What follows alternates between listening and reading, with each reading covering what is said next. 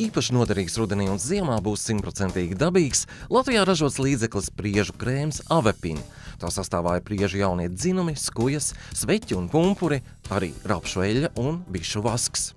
Ir divas grupas, kur viņi var pielietot. Viens ir augstēšanās slimības, kā ierievēšanas līdzekli.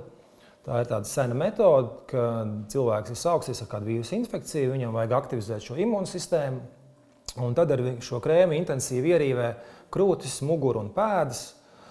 Un tādā veidā mēs pamodinām, mēs kairinām šo imūnsistēmu un viņi sāk aktīvāk meklēt, kur ir šis kaitīgais faktors un lasīt ārā to ierosinātāju.